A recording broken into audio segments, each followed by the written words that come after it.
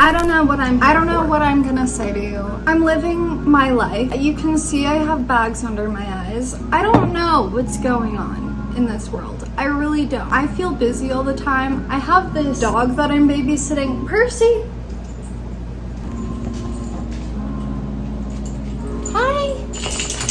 Hi! Okay. I just got done babysitting a different dog at the same time. I was babysitting them both at the same time and also feeling depressed. I just got my period a couple days ago. Okay. This is all too much information. I just kind of like am going through this stretching period where like sometimes when you're like, oh, okay, I've had enough, please do something to deliver me from this pain and sorrow.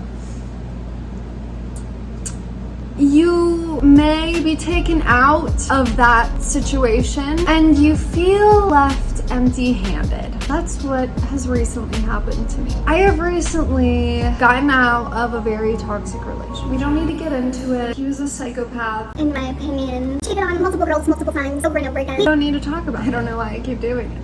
But essentially, my life is now very busy, but also empty, which is a weird feeling because then you feel alone. Even though I have support from my friends, all of this love that I do get to receive from my mentor, I have my therapist, I have my mom, I have Victoria, I have Mandy, I have Jillian. The people in my life that actually relate to me, like the random people who I say hi to on a weekly basis when I go to the gym or something. But I still feel lost. I still feel like I'm not on the right career path because I'm not. I did go to school. I went to a community college and got my associate's degree. Don't even remember what I majored in. I think it was education, nutrition, or exercise science or business. I studied all of those things. And what did I do with that?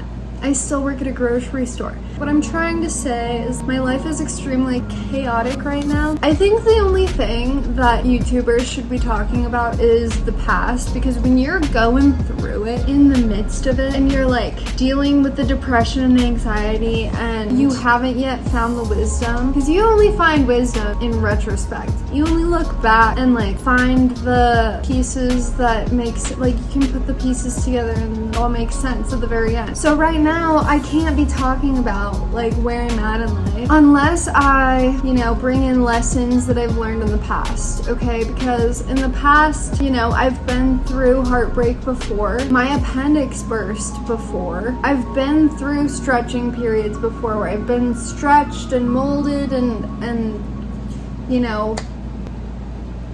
pressurized, compressed.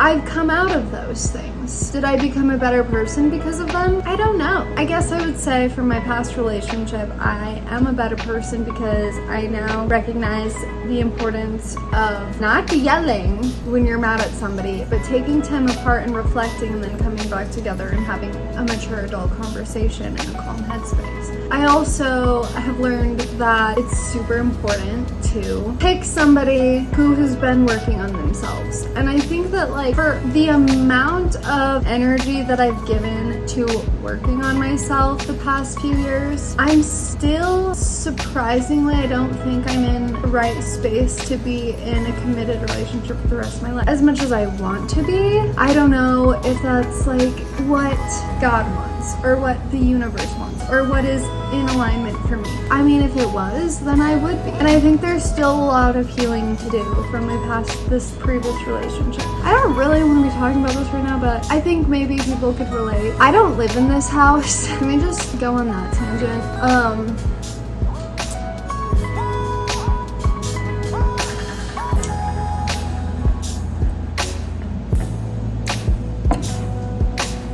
I live in a different house every week, pretty much, because a week is the amount of time it takes the average person to go on vacation. What time is it?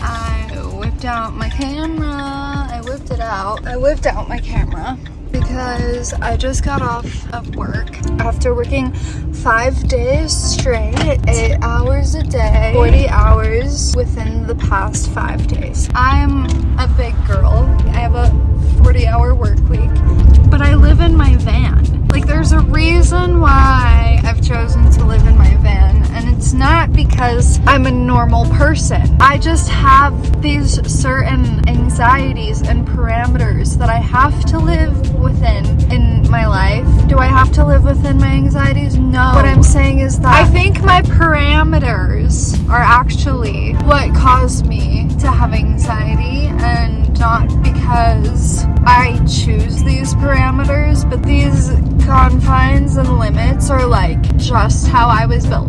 I'm a huge advocate of don't limit yourself. You can be whatever you want to be. All of these great things. But what I mean is that because my parameters are so large, I have to fill that. I'm not saying that I have this tiny box that I need to fit in. No, my box is huge. It's ginormous.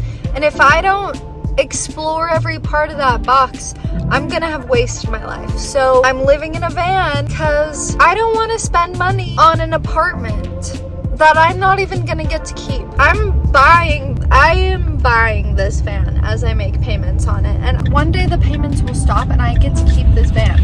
With an apartment, one day the payments don't stop, okay? They never stop, and you have to move out. Sometimes it's not based on your decision. Sometimes you're kicked out, evicted, whatever. I feel like I hyper-analyze and fixate on efficiency, and if I don't feel like I'm making the most efficient decisions, uses of my time, I get so anxious. All I'm trying to say is, like, because I know that I have no limits, it hurts me, it burdens me, it gives me so much anxiety to be stuck in a 9-to-5 job. It's not a 9-to-5. It's, well, some days it is when I'm scheduled 9 to 5. But a lot of the days I'm scheduled 1:30 to 9:30. Sometimes I'm scheduled 6 a.m. to 2. My day is dictated by the business needs, by whoever's making the schedule, and I want my day to be dictated by me.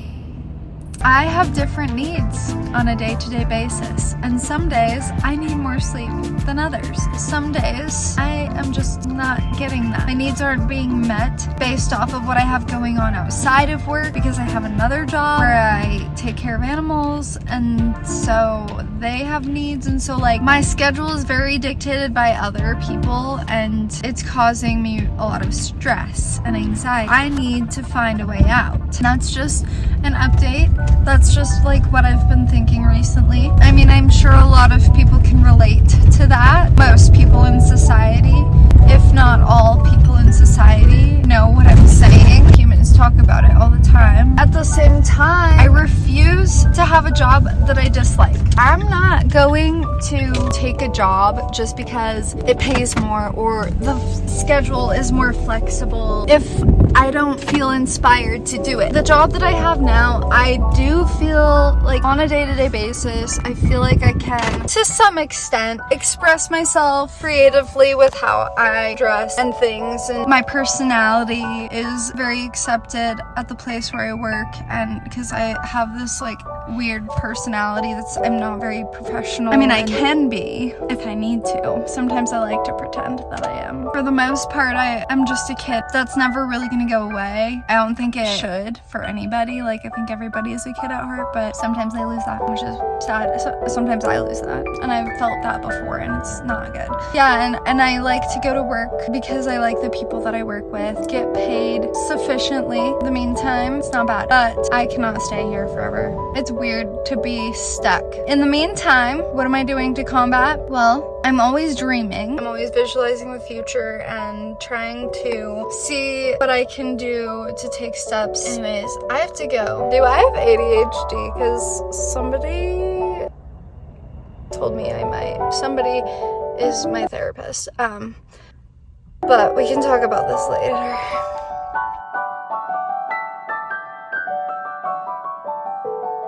I'm sorry, this video was so random. I'm trying to cover up my pimples. Please like this video if you liked it. Subscribe if you want to see more videos. Follow me on Instagram. My name is Amber F. Bourgeois on there. Leave a comment down below if you feel like it. I'm trying to be secretive over here because I'm in public. My face is shiny.